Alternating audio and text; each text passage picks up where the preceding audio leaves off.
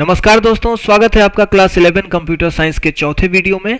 और आज हम डिस्कस करेंगे, आज हम पढ़ेंगे माइक्रो प्रोसेसर्स। पिछले क्लासेस में हमने डिस्कस किया कि कंप्यूटर जो है वो मेन उसमें 5 एरियाज हैं या 5 यूनिट्स हैं या कहें 5 ब्लॉक्स हैं उसके। एक इनपुट यूनिट है, आउटपुट यूनिट है, स्टोरेज यूनिट है, मेमोरी यूनिट है, और एक जो सबके सेंटर में था वो कौन सा था हमारा सीपीयू, सेंट्रल प्रोसेसिंग यूनिट। ठीक है, ये जो सीपीयू था इससे हमारा क्या जुड़ा हुआ है, इनपुट। ठीक है, इनपुट यूनिट आईयू, और इससे ही हमारा क्या जुड़ा हुआ है, आउटपुट यूनिट। ठीक है, ओयू। इसी से हमारा क्या जुड़ा हुआ है, स्टोरेज, और इसी से हमारा क्या जुड़ा हुआ है, मेमोरी। ये एक तरीके का रिकैप हो गया जो हमने पिछले क्लासेस में पढ़े। और 5 हमारे ब्लॉक्स हैं, एक ब्लॉक, दूसरा ब्लॉक, तीसरा, चौथा, और ये 5वां अपने आप में सीपीयू एक ब्लॉक है। ये जो सीपीयू है इसको कंप्यूटर का ब्रेन कहते हैं। कंप्यूटर का ब्रेन किसको कहा जाता है, सीपीयू को। क्यों? क्योंकि अगर आपने पिछले क्लासेस को ध्यान से देखा होगा तो हमने ये देखा उसमें कि ये इनपुट, आउटपुट, मेमोरी, स्टोरेज, जितने भी यूनिट्स है, ये सब का काम केवल इतना है कि इस सीपीयू के पास डेटा पहुंचाया जाए और इस सीपीयू से प्रोसेस्ड डेटा को, किए गए कैलकुलेशंस के आउटपुट को, कंप्यूटेशंस के आउटपुट को फिर हमें आउटपुट के फॉर्म में यूजर को देना है और इनपुट के फॉर्म में यूजर से लेना होता है वाकई। बट मेन काम कौन कर रहा होता है, सीपीयू। मेन हमारा जो करने वाला है वो कौन है, सीपीयू। इस कारण इसको क्या कहते हैं हम, ब्रेन। अब ये जो सीपीयू है इसका फुल फॉर्म हमने देखा है, क्या है इसका फुल फॉर्म, सेंट्रल प्रोसेसिंग क्या यूनिट। ठीक है, इसके अलावा इस सेंट्रल प्रोसेसिंग यूनिट में 3 एरियाज होते हैं ना, ये हम पढ़ चुके हैं। कौन कौन से, इसके अंदर ही 3 चीजें होती हैं। एक होता है एएलयू, 3 भागों में ये बटा होता है, ऐसा कह सकते हैं। एक है मेमोरी यूनिट, या इस मेमोरी यूनिट को कई जगह रजिस्टर्स लिखा जाता है डायरेक्टली। एक्चुअली में जो मेमोरी यूनिट है ये रजिस्टर्स नाम के डिवाइस से बने होते हैं, लेकिन ये मेमोरी यूनिट भी कहलाते हैं कई जगह, और कई जगह इनको डायरेक्ट रजिस्टर्स कहा जाता है। और उसके बाद सीयू जो इन दोनों के बीच कोऑर्डिनेशन करता है, कंट्रोल यूनिट। ये सीपीयू के अंदर होता है। अब जिस टॉपिक को हम पढ़ने आए हैं उसको हम देखते हैं, ये माइक्रो प्रोसेसर क्या है। देखो, पहले हम समझते हैं केवल प्रोसेसर क्या है। ठीक है, सेंट्रल प्रोसेसिंग यूनिट क्या काम करता है, प्रोसेसिंग का। ये डेटा को क्या करता है, प्रोसेस करता है। ये काम, इसका काम क्या है, प्रोसेसिंग करना। ठीक है, तो जो प्रोसेसिंग करे उसे क्या कहेंगे, प्रोसेसर। आप बात समझ रहे हो? तो ये जो सीपीयू है ये एक ऐसा डिवाइस है जो प्रोसेसिंग कर रहा है, इसलिए इस सीपीयू को ही, यानी कि ये सेंट्रल प्रोसेसिंग यूनिट को ही प्रोसेसर कहा जाता है। Why? Because it is processing, क्या, डेटा को प्रोसेस कर रहा है। डेटा आप उसको कहीं से भी मिले, जो भी उसको डेटा इंस्ट्रक्शंस मिलते हैं उसको प्रोसेस करता है। चूंकि यही प्रोसेस कर रहा है इसलिए सीपीयू को ही प्रोसेसर कहा जाता है। समझ गए आप बात? तो सीपीयू को ही हम क्या कहते हैं, प्रोसेसर। सीपीयू को ही हम क्या कह रहे हैं, प्रोसेसर, क्योंकि ये प्रोसेसिंग कर रहा है। ठीक है, ये पूरा सेंट्रल प्रोसेसिंग यूनिट क्या कहलाता है, प्रोसेसर। तो जब शुरू में कंप्यूटर्स बन रहे थे, मैंने आपको हिस्ट्री भी बताई थी कि कैसे कंप्यूटर साइंस अलग डिपार्टमेंट, एक अलग फील्ड में रिसर्च चल रहे थे, और इलेक्ट्रॉनिक्स में अलग रिसर्च चल रहा था। तो जब ये दोनों मर्ज हुए तो जो सीपीयू बन रहे थे उसमें क्या होता था, ये सीपीयू, उस समय इलेक्ट्रॉनिक्स इतना एडवांस नहीं था, बहुत स्मॉल, मतलब उस समय उस समय इलेक्ट्रॉनिक्स का इवोल्यूशन हो ही रहा था। इस कारण क्या होता था, ये जो सीपीयू बनते थे ये एक जगह नहीं बनते थे। सीपीयू को क्या करना पड़ता, सीपीयू बहुत बड़े बड़े बनते थे। मीन्स पूरे सीपीयू का जो एएलयू है, कंट्रोल यूनिट है, मेमोरी यूनिट है, वो एक साथ एक ही चिप पर जैसे आजकल बन रहे हैं वैसे नहीं बनते थे। इनको अलग अलग, ये बड़े होते थे, बड़े इलेक्ट्रॉनिक सर्किट्स होते थे ये, तो इनको अलग अलग कैबिनेट में रखना पड़ता था। जैसे इधर कुछ पार्ट, इधर कुछ पार्ट, और इन सब को बस के थ्रू जोड़ना पड़ता था। तब ये फाइनली एक सीपीयू का काम करते थे, प्रोसेसिंग करते थे। तो 5-10 कैबिनेट हो सकता है, बड़े बड़े 8-10 कैबिनेट की जरूरत पड़े, तब एक सीपीयू, उन सबको मिला के एक सीपीयू बनता था पहले। तो उस समय हम इसको क्या कहते थे, प्रोसेसर। फिर धीरे धीरे इलेक्ट्रॉनिक्स के एडवांसमेंट्स के साथ क्या हुआ कि ये सारे इसके जो अलग अलग हमें इसके पार्ट्स बना के और फिर इनको कनेक्ट करके रखना पड़ता था, ये सब एक ही में समाहित होने लगे। यानी कि एक चिप पर, चिप एक इलेक्ट्रॉनिक का वर्ड है, ये सेमीकंडक्टर का एक चिप होता है, एक तरीके का वेफर होता है, एक कह सकते हो आप, एक बोर्ड होता है जिस पर आप बहुत सारे डिवाइसेस को एक ही साथ बना सकते हो। डिवाइसेस मतलब ये electronic component, transistor, diode, MOSFET, हमने देखा है। ठीक है, तो जब ये चिप और जब ये चिप का इन्वॉल्वमेंट हुआ, चिप हम बनाने लगे, आईसी बनाने लगे और आईसी में भी और लार्ज स्केल तक बनाने लगे, तो क्या हुआ, ये सारे पार्ट्स इसके हम एक ही चिप पर बनाने लगे। ठीक है, तो एक ही चिप पर बनाने के कारण देखो पहले कितना बड़ा था, एक रूम लगता था एक सीपीयू को बनाने में, अभी क्या हो गया, एक छोटा सा, एकदम छोटा सा, हमारे हाथ में भी नहीं आएगा, हमारे हाथ के साइज का भी बहुत छोटा पार्ट एकदम सेंटर में आ जाएगा, इतनी सी चिप में पूरा प्रोसेसिंग यूनिट आ गया, पूरा सीपीयू आ जा रहा है। तो क्या हो गया, हम कहां चले गए, माइक्रो लेवल पर। हम माइक्रो लेवल पर 10⁻³ मीटर के लेवल पे जाकर हम चिप्स बनाने लगे, यानी कि हम प्रोसेसर बनाने लगे। तो चूंकि प्रोसेसर हमारा बहुत छोटा हो गया, इसलिए इस प्रोसेसर में एक और वर्ड जुड़ गया, इसको हमने कहा माइक्रो, 10⁻, माइक्रो प्रोसेसर। समझ रहे हो आप बात? तो ये माइक्रो प्रोसेसर कुछ नहीं है, जब प्रोसेसर बहुत छोटा हो गया तो हमने उसी प्रोसेसर को क्या कहने लगे, माइक्रो प्रोसेसर। तो जो माइक्रो प्रोसेसर है, इसमें इलेक्ट्रॉनिक्स का पूरा एडवांसमेंट है, इसमें कंप्यूटर साइंस का जितना एडवांसमेंट है उससे कहीं ज्यादा योगदान इलेक्ट्रॉनिक्स का है, क्योंकि हमारा प्रोसेसर इलेक्ट्रॉनिक्स के डेवलपमेंट के कारण ही एकदम छोटा हो गया। एक ही चिप पर हमने बहुत सारे इलेक्ट्रॉनिक कंपोनेंट्स बना दिए, इसलिए हमारा जो प्रोसेसर है, प्रोसेसर का जो साइज है वो बहुत छोटा हो गया, माइक्रो लेवल पे चला गया, इसलिए हम इसको क्या कहते हैं, माइक्रो प्रोसेसर। काम इसका वही है, काम इसका क्या है, इसके पास हमेशा तीन चीजें होंगी, एएलयू कंट्रोल यूनिट और एमयू मेमोरी यूनिट, और ये बस प्रोसेसिंग कर रहा होगा। माइक्रो प्रोसेसर आपको समझ में आ गया? ठीक है, अभी हम माइक्रो प्रोसेसर के कुछ बातों को अध्ययन करेंगे, ये चिप कैसे छोटा हुआ है सब हम देखेंगे। ठीक है, अब माइक्रो प्रोसेसर से जुड़ी हुई कुछ पॉइंट्स को आप यहां पर देख लीजिए, जो बहुत जरूरी है आपके एग्जाम पॉइंट ऑफ व्यू से और आपके अंडरस्टैंडिंग के पॉइंट ऑफ व्यू से। माइक्रो प्रोसेसर से जुड़ा एक चीज है, एक टर्म है, उसका नाम है वर्ड।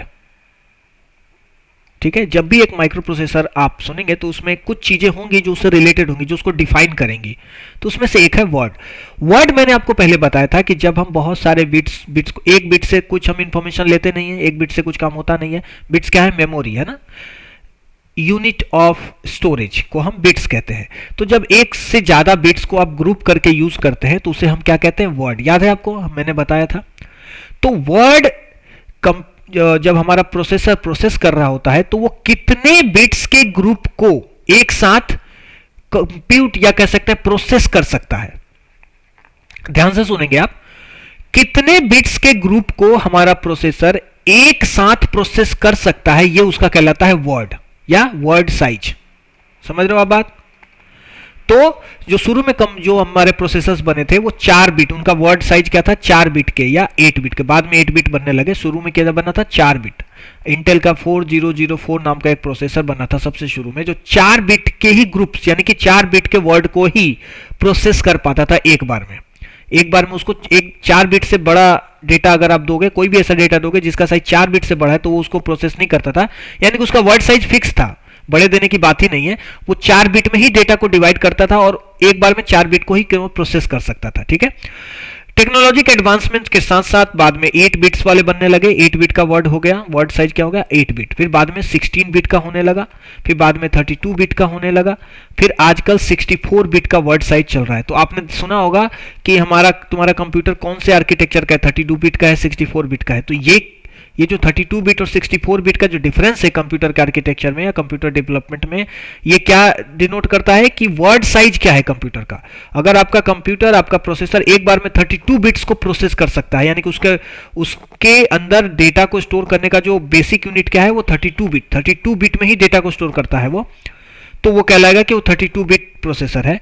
अगर प्रोसेसर आपका एक 64 बिट्स को एक साथ प्रोसेस कर सकता है तो हम कहेंगे कि हमारा कंप्यूटर या हमारा प्रोसेसर 64 बिट को प्रोसेस करने में कैपेबल है, या 64 बिट आर्किटेक्चर है उसका। समझ में आई बात? तो ये था वर्ड। वर्ड का मतलब एक साथ कितने बिट्स के ग्रुप को प्रोसेस कर सकता है हमारा प्रोसेसर, ये उसका वर्ड या वर्ड साइज कहलाता है। ठीक है, दूसरा जो टर्म है इससे रिलेटेड प्रोसेसर से, वो है मेमोरी साइज। देखो आप, मेमोरी साइज का मतलब सीधे सीधे है रैम से। जो हम प्रोसेसर यूज करने जा रहे हैं वो कितने साइज के रैम को सपोर्ट कर सकता है। वर्ड यहां ध्यान देना, सपोर्ट। ठीक है, कितना उसको रैम, मैक्सिमम आप कितना रैम उसके साथ लगा सकते हैं या यूज कर सकते हैं, वो कहलाता है मेमोरी साइज। तो शुरू में जब कंप्यूटर्स बने थे, जब 4 बिट उनका वर्ड साइज था, 8 बिट वर्ड साइज था, तो उनको बहुत ज़्यादा रैम की ज़रूरत नहीं होती थी। उस समय रैम बहुत छोटे छोटे होते थे। लेकिन बाद में जब वर्ड साइज बढ़ गया, 16 बिट, 32 बिट, 64 बिट हो गया, तो उनको रैम की भी बड़ी ज़रूरत होने लगी। तो इस तरह मेमोरी साइज का मतलब है कि वो मैक्सिमम कितना मेमोरी या कितना रैम सपोर्ट कर सकते हैं, दैट इज कॉल्ड कि वो प्रोसेसर का मेमोरी साइज कितना। अब देखो आप यहाँ पर एक सब जो टेक्निकल वर्ड है वो इससे ज़्यादा लेना देना इसका नहीं है वर्ड साइज से, इसका ज़्यादा लेना देना इससे है कि अगर आपका जो प्रोसेसर है वो अगर केवल 4 बिट को ही सपोर्ट करता है या 4 बिट ही उसका वर्ड साइज है, तो क्या होगा कि वो एड्रेस, यानी कि मान लो एक रैम है, उसके पास बहुत सारे एड्रेस लोकेशंस हैं, है ना, तो वो कितने एड्रेस को आइडेंटिफाई कर पाएगा, क्योंकि वो 4 बिट से ज्यादा डेटा स्टोर नहीं कर सकता, प्रोसेस नहीं कर सकता एक बार में, तो एड्रेस भी हमें 4 बिट में ही देना पड़ेगा, राइट। तो 4 बिट अगर आप यूज कर रहे हैं, इससे आप कितने एड्रेस, कितने डिफरेंट एड्रेस बना सकते हैं, 2 की पावर 4 यानी कि 16 एड्रेस। तो जाहिर सी बात है अब ज्यादा बड़े रैम को एक्सेस नहीं कर पाओगे, बात समझ रहे हो आप, क्योंकि 16 एड्रेस ही आप आइडेंटिफाई कर पाओगे। अगर 2 की पावर 8 हो गया तो 256 एड्रेस को ही आप आइडेंटिफाई कर पाओगे डिफरेंट को, है ना। तो ये कहीं ना कहीं वर्ड साइज फर्क डालता था या रिस्ट्रिक्ट करता था कि आप कितने बड़े रैम को सपोर्ट कर पाओगे, ठीक है। तो मेमोरी साइज एक इंपॉर्टेंट क्राइटेरिया होता है किसी भी प्रोसेसर का, ठीक है, और वो डिपेंड करता है उसके वर्ड साइज पर। तो मेमोरी साइज का मतलब है कि कितना रैम हमारा प्रोसेसर सपोर्ट कर पाएगा, ठीक है। तो 2 चीजें प्रोसेसर से जुड़ी हमने देख ली, आज हम तीसरा देखते हैं, उसका नाम है क्लॉक स्पीड। जब भी कोई आप प्रोसेसर आपके पास होगा या माइक्रो प्रोसेसर होगा, उसमें ये चीज जरूर होगी, क्लॉक स्पीड क्या है। देखो क्लॉक स्पीड क्या होता है, हमें मालूम है कि प्रोसेसर हमारा क्या है, एक इलेक्ट्रॉनिक डिवाइस है, एक इलेक्ट्रॉनिक सर्किट है, इलेक्ट्रॉनिक चिप है जो कंप्यूटेशंस कर सकता है, ठीक है। तो जो हमारा प्रोसेसर है उसको कैसे पता लगेगा कि अब हमें नया इंस्ट्रक्शन लेना है, तो वो कैसे काम होता है, यानी कि जो हमारा प्रोसेसर है वो क्या करते हैं, हम इसको, एक घड़ी चलती रहती है अंदर, आप ऐसा मान सकते हो कि इंटरनल एक क्लॉक होता है प्रोसेसर में, इंटरनल क्लॉक। क्लॉक मतलब क्या होता है, घड़ी। और ये जो इंटरनल क्लॉक है ये कैसा होता है, इलेक्ट्रॉनिक होता है, इलेक्ट्रॉनिक क्लॉक है इसको मान लो। और ये इलेक्ट्रॉनिक क्लॉक क्या करता है, ये जो हमारा नॉर्मल घड़ी है जो कांटे कांटे इसमें घूमते हैं, सेकंड चलता रहता है। अगर आप डिजिटल घड़ी देखें तो उसमें ऐसे 0 0 0 1 ऐसे मिली सेकेंड में समय चलता रहता है। जैसे ये 60 होता है तो फिर हमारा सेकंड वाला पार्ट 0 से 0 1 हो जाता है, फिर ये शुरू हो जाता है 0 1 0 2 ऐसे। आपने देखा होगा शायद ऐसे घड़ी को, मिली सेकेंड्स में कैलकुलेशन मतलब काउंटिंग चलती रहती है, फिर धीरे धीरे धीरे ये सेकंड बढ़ता रहता है, सेकंड 60 होने पर मिनट बढ़ जाता है, राइट। तो ये हर मिली सेकेंड पर चेंज हो रहा है, अपने आप को अपडेट कर रहा है। इसी तरीके का कुछ इलेक्ट्रॉनिक क्लॉक होता है इंटरनल हर प्रोसेसर में। ये क्या करता है, इस तरह के सिग्नल जनरेट करता है, देखो आप इस तरह के। अब ये जो सिग्नल है बस एक ही साइज के सिग्नल इसी तरीके के वो जनरेट करता रहेगा। इस पर क्या चल रहा है, टाइम। हर सेकेंड अगर वो 1 सेकेंड में एक सिग्नल जनरेट करता है तो हम कहेंगे कि ये क्या है, ये हमारे क्लॉक का जो फ्रीक्वेंसी है वो क्या है, 1 हर्ट्ज है। पहले हर्ट्ज में नापते थे, 1 सेकेंड में एक बार। तो अगर 1 हर्ट्ज हमारे क्लॉक रेट है या क्लॉक स्पीड है, क्लॉक स्पीड को कई बार क्लॉक रेट भी कहते हैं, ठीक है। तो अगर हमारे प्रोसेसर का क्लॉक रेट 1 हर्ट्ज है, यानी कि 1 सेकेंड में ये एक क्लॉक जनरेट करता है, यानी कि इसी क्लॉक पर जो हमारा प्रोसेसर है वो एक क्लॉक या एक सिग्नल पे एक इंस्ट्रक्शन एग्जीक्यूट करेगा। तो आप इसको ऐसा मान सकते हो कि जो क्लॉक स्पीड है ये बताता है कि 1 सेकेंड में कितने इंस्ट्रक्शंस हमारा प्रोसेसर एग्जीक्यूट करेगा। यानी कि कुल मिला के एक पल्स, इसको कहेंगे, अगर हम एक पल्स कहें तो एक पल्स पर वो एक इंस्ट्रक्शन एग्जीक्यूट करेगा। अगर हम इसको एक नॉर्मल जनरल रूल माने तो जाहिर सी बात है 1 सेकंड में जितने पल्स जनरेट होंगे 1 सेकंड में उतने इंस्ट्रक्शंस एग्जीक्यूट कर पाएगा हमारा प्रोसेसर। इट मींस कि अगर हम ये क्लॉक रेट बढ़ा दें, जितना ज्यादा क्लॉक रेट होगा हमारे प्रोसेसर का उतने ज्यादा इंस्ट्रक्शंस वो एग्जीक्यूट कर पाएगा, राइट। तो शुरू में बहुत कम यानी कि हर्ट्ज में आते थे, जैसे 100 हर्ट्ज, 1 सेकंड में 100 सिग्नल जनरेट होते थे, तो 100 इंस्ट्रक्शन 1 सेकंड में हमारा जो प्रोसेसर है वो एग्जीक्यूट कर पाता था। ये स्लोअर प्रोसेसर थे शुरू में, जो अर्ली डेवलपमेंट के। बाद में क्या हुआ, ये हर्ट्ज बढ़ने लगा, यानी कि फ्रीक्वेंसी क्लॉक रेट बढ़ने लगी, और ये हर्ट्ज से कहाँ चले गए, मेगा हर्ट्ज से कहाँ चले गए, किलो हर्ट्ज में होने लगे इसकी फ्रीक्वेंसी, फिर मेगा हर्ट्ज में। आजकल गीगा हर्ट्ज में फ्रीक्वेंसी या क्लॉक, इसी को कई बार फ्रीक्वेंसी भी बोला जाता है, ठीक है, कई बार इसको क्लॉक रेट भी बोला जाता है।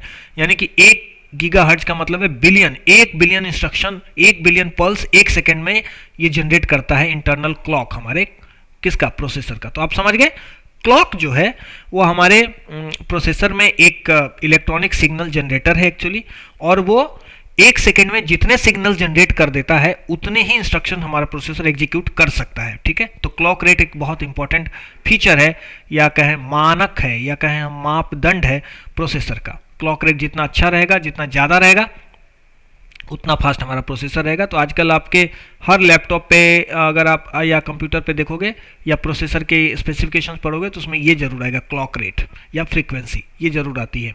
ये वही बताता है कि 1 सेकेंड में कितनी, यानी कि इसके इंटरनल जो क्लॉक है प्रोसेसर में वो कितना तेज चलता है, 1 सेकेंड में कितने पल्स जनरेट करता है। चौथा टर्म जो प्रोसेसर से जुड़ा हुआ है वो है कोर।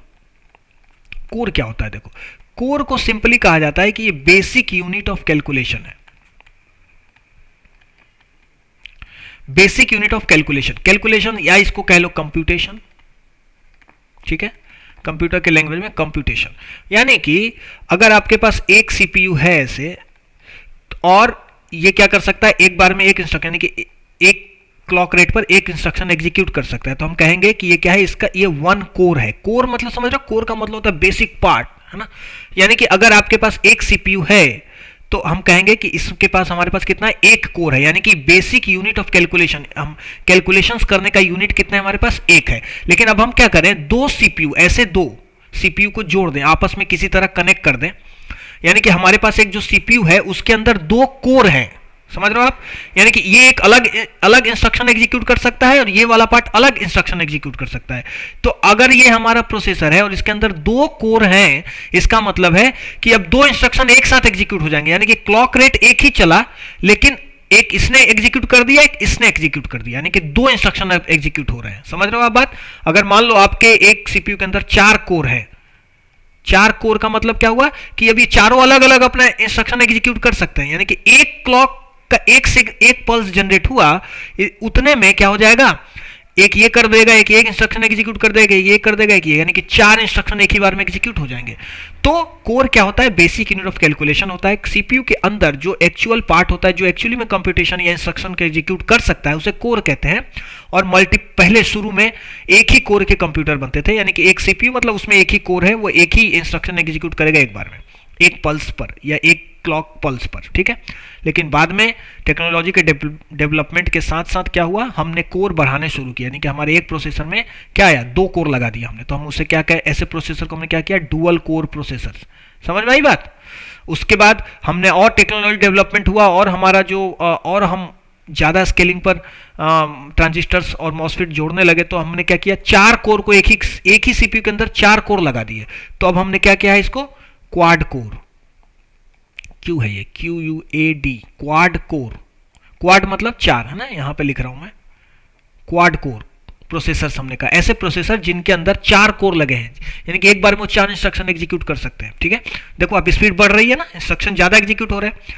उसी तरह अगर आपने एक प्रोसेसर के अंदर 1 2 3 4 5 6 7 8 कोर लगा दिए, तो हमने इसको क्या कहेंगे, ऑक्टा कोर। तो अगर आप आजकल के प्रोसेसर्स को स्पेसिफिकेशन पढ़ोगे तो आपको मिलेगा ऑक्टा कोर, हेक्सा कोर, है ना, क्वाड कोर, डुअल कोर, इस तरीके के प्रोसेसर्स बन रहे हैं। तो आपको समझ में आ गया कोर क्या है। Core is basic unit of calculation या कंप्यूटेशन। क्लियर है। अब हम देखते हैं कि माइक्रो प्रोसेसर्स के जनरेशंस कैसे डेवलप हुए।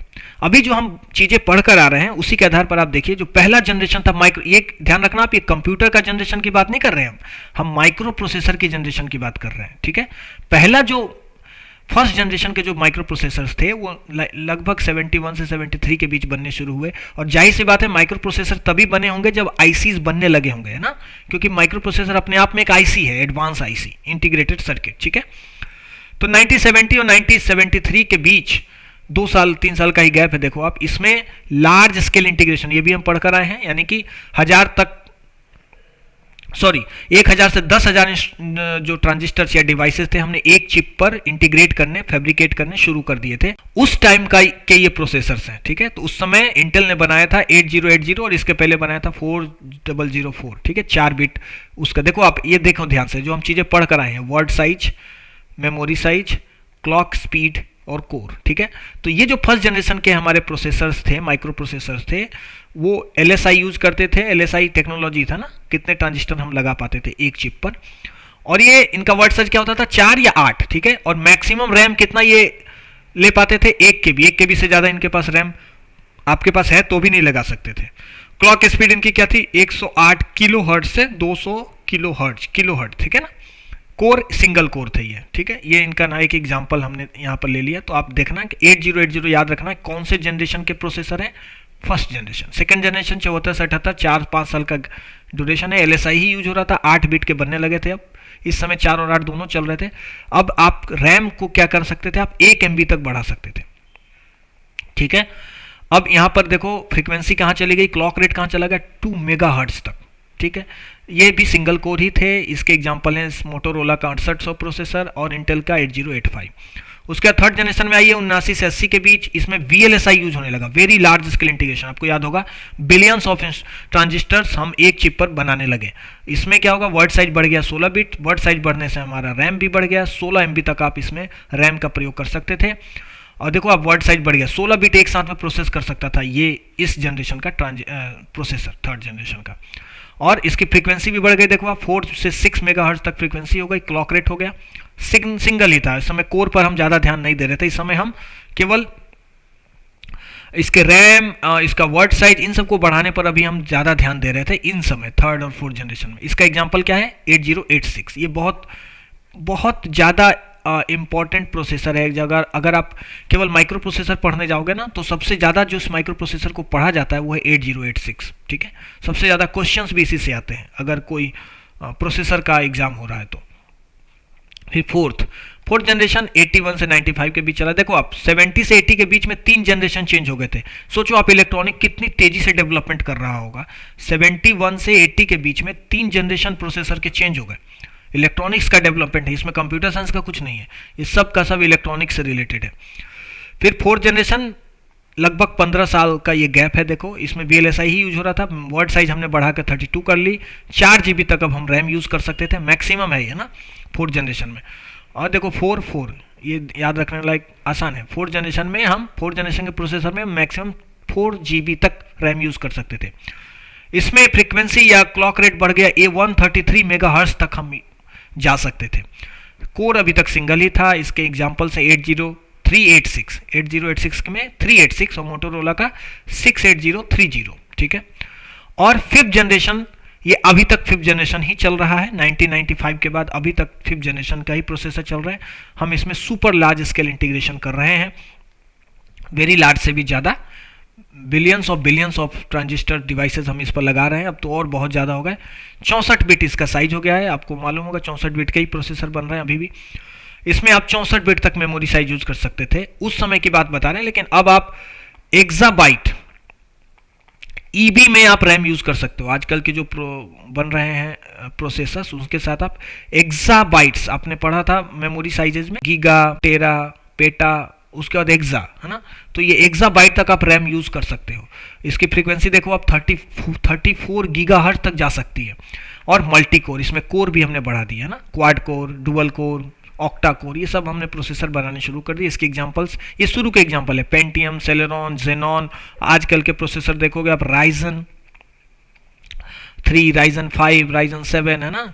और इंटेल में चले जाओ आप, i3, i5, i7, i9, ये सब जो प्रोसेसर हैं, ये सब क्या है, फिफ्थ जनरेशन के प्रोसेसर हैं, मल्टी कोर हैं और फ्रीक्वेंसी इनकी बहुत ज़्यादा है, ठीक है। समझ में आई बात आपको। अब एक टॉपिक और बचा है, हम देखते हैं माइक्रो कंट्रोलर क्या है। देखो आप, माइक्रो प्रोसेसर से ही मिलता जुलता एक वर्ड है माइक्रो कंट्रोलर। तो ये जो माइक्रो वर्ड लगा है माइक्रो प्रोसेसर और माइक्रो कंट्रोलर में, आपको इतना तो समझ में आ गया कि ये भी कहीं ना कहीं, चूंकि ये बहुत छोटा, इसलिए ये माइक्रो वर्ड यूज किया जा रहा है, चूंकि बहुत छोटा हो गया इसलिए। अब बात आती है कंट्रोलर, और हमने अभी जो पढ़कर आए वो क्या है, प्रोसेसर। तो प्रोसेसर के पास हमने क्या देखा, प्रोसेसर के पास क्या था, केवल CPU था, यानी कि ALU है इसमें, एक मेमोरी यूनिट यानी कि रजिस्टर्स है, और सीयू है कंट्रोल यूनिट, जो इन तीन दोनों को मैनेज करे और जो बाहर से इंस्ट्रक्शन आ रहे हैं इसके पास उसको वो कोऑर्डिनेट करवाए। जब हमारे पास ये बना, ये एक चिप पर आ जाता है, एक चिप पर ये तीनों आ गए, तो हम इसे कहते हैं प्रोसेसर, राइट। लेकिन कंट्रोलर थोड़ा इससे अलग है। कंट्रोलर का देखो आप, ये ब्लॉक डायग्राम है, आप देखिए इसमें एक सीपीयू भी है। कंट्रोलर के पास सीपीयू से ज्यादा चीजें होती है, यानी कि अगर आप एक ही चिप पर क्या करें, एक सीपीयू लगा दिया आपने, अब ये सीपीयू आपका डुअल कोर है, ऑक्टा कोर है, ये आपका मैटर है, इसका रैम साइज क्या है, ये सब आपका मैटर, ये आप जो बना रहा है उस पर निर्भर करता है। बस ये सीपीयू है, यानी कि इसमें एक एलयू, एमयू और सीयू तो होगा ही होगा, ठीक है।